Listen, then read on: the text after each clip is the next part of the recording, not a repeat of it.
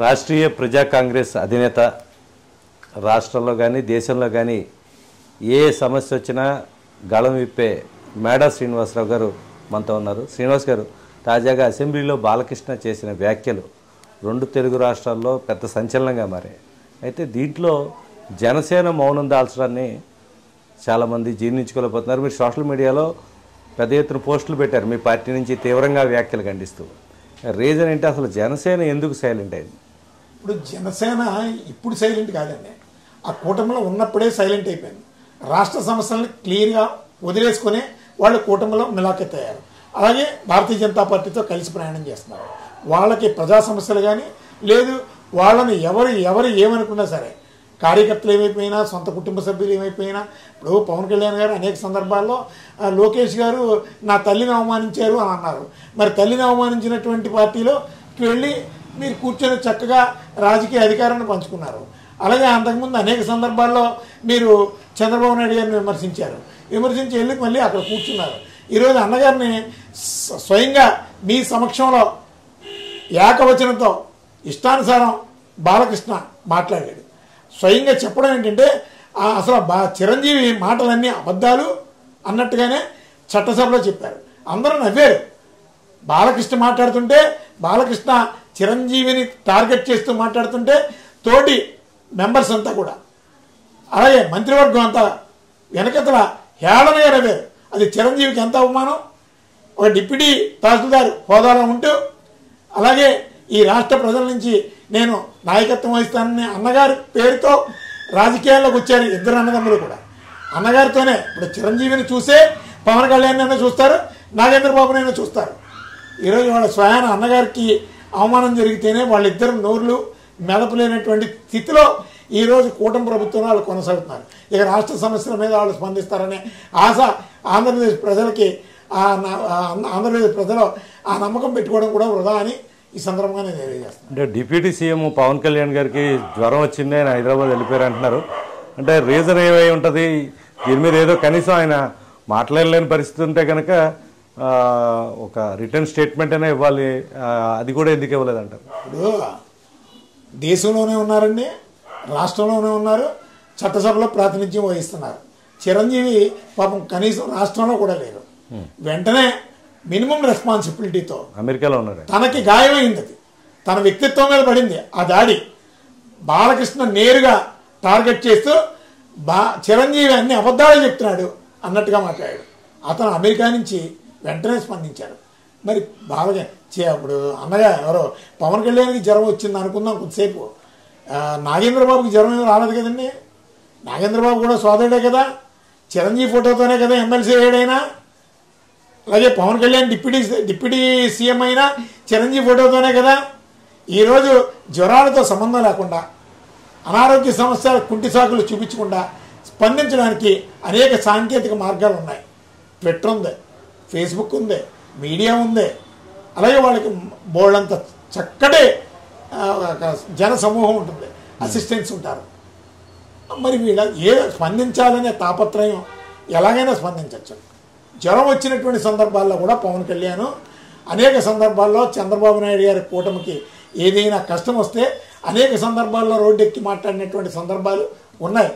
ఆ రోజు అనేక సందర్భాల్లో నాకు ఆరోగ్యం బాగోకపోయినా రాష్ట్ర ప్రయోజనాల కోసం నేను ఈరోజు స్పందించాల్సి వచ్చిందని అనేక సందర్భాల్లో కూటమి ప్రభుత్వానికి అనుకూలంగా ఆ రోజు మాట్లాడాడు.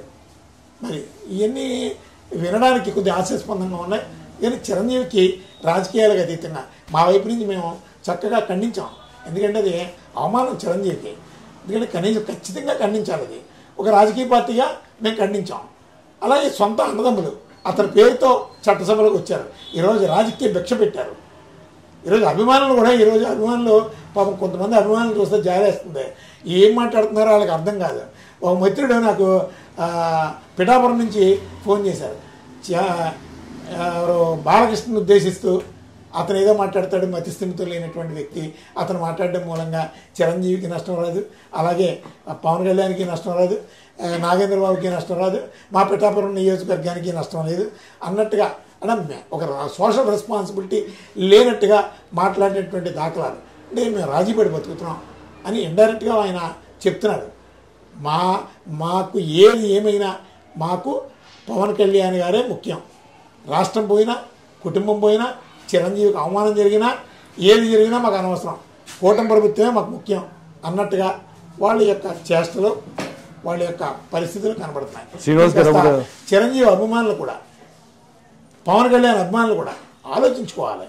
ఏదో మాట్లాడుతున్నామని ఈరోజు ఇష్టానుసారం కొన్ని సోషల్ మీడియా ప్లాట్ఫామ్స్లో వాళ్ళు అరగంటగా మాట్లాడుతున్నారు కొంతమంది, వాళ్ళు అందరూ కాదు.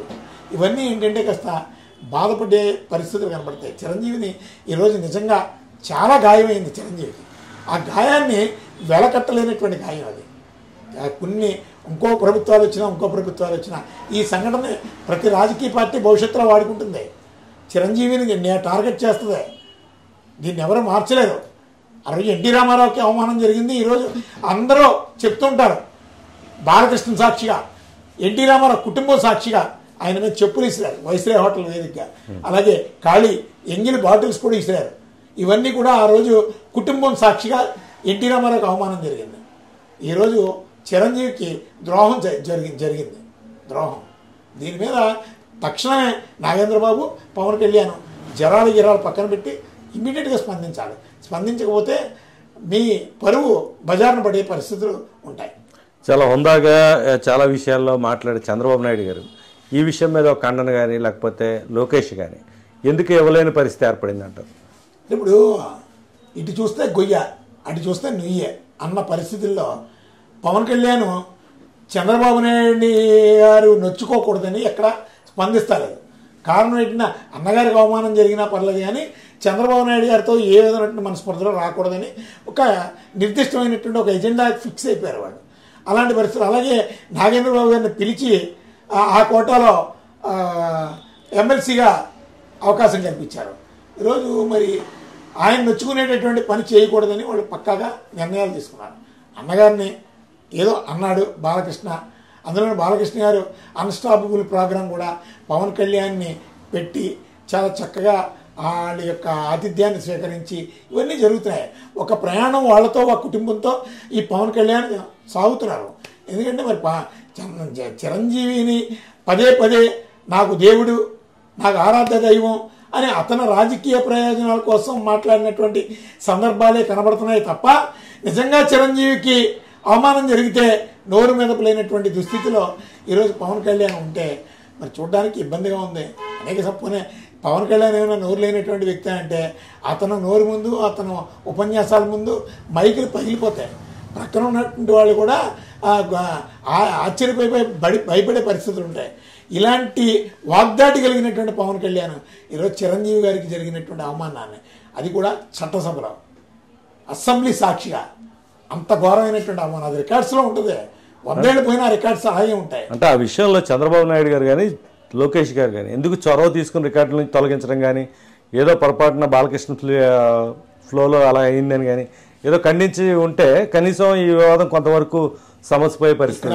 ఒక్కటి మీరు గమనించాలి సార్, పవన్ కళ్యాణ్ చంద్రబాబు నాయుడు గారు నొచ్చుకోకుండా రాజకీయ మనుగడ అతను సాగించుకుంటున్నాడు. అలాగే కూటమి ప్రభుత్వంలో బాలకృష్ణ టచ్ చేసేటటువంటి ధైర్యం ఆ చంద్రబాబు నాయుడు కూటమిలో ఎవరికీ లేదు. ఎందుకంటే బాలకృష్ణ అంటే భయం, పవన్ కళ్యాణ్ ఒక్కడికే కాదు, ఆ కూటమిలో అందరికీ భయమే. కొడతాడనో తిడతాడనో మొత్తం మీద ఏదో ఒక భయం, అది అలా మెయింటైన్ చేసుకుంటూ పోతున్నారు. అందుకని బాలకృష్ణ చెప్పినటువంటి మాట్లాడినటువంటి మాటల్ని ఎవరు ఖండించరు. ఖండించినా అది వేరే వేరే మార్గాల ద్వారా కూటమిలో బీటలు వస్తాయనే ఒక ఆలోచనకి వాళ్ళు నమ్మకంగా ఉన్నారు. కూటమి ప్రభుత్వాన్నే కాపాడుకోవాలి. ఈ కూటమి ప్రభుత్వానికి ఏ విధమైనటువంటి ఇబ్బందులు వచ్చినా అది మన రాజకీయ మనుగడికే ప్రమాదం అనే ఆలోచనలో చంద్రబాబు నాయుడు గారు ఉండొచ్చు, ఆ కూటమిలో ఉన్నటువంటి వాళ్ళు అందరూ ఉండొచ్చు. ఈరోజు బాలకృష్ణ ఒక్కడే చిరంజీవి గారిని అవమానించలేదండి. బాలకృష్ణ మాట్లాడినటువంటి మాటలను అన్నింటినీ కూడా 165 మంది సభ్యులు ఉన్నటువంటి సభలో, నిండు సభలో చప్పట్లు కొట్టారు, హేళనగా నవ్వారు. ఇవన్నీ కూడా చాలా దురదృష్టకరమైనటువంటి ఘటనలు. చిరంజీవిని అందుకనే మాకు చిరంజీవితో సంబంధం లేదు, జనసేన పార్టీతో సంబంధం లేదు, ఏదీ లేదు. ఒక హ్యూమనిటీ గ్రౌండ్స్లో అతను కొన్ని సంవత్సరాల నటుడిగా కొంతమంది అభిమానుల ఆదరణ పొందినటువంటి వ్యక్తి. అందుకనే రాష్ట్రీయ ప్రజా కాంగ్రెస్ పార్టీ నుంచి బాలకృష్ణ మాటల్ని ఖండిస్తున్నాం. అలాగే పవన్ కళ్యాణ్, నాగేంద్రబాబు ప్రవర్తనను కూడా నేరుగా మేము ఖండించడం జరుగుతుంది.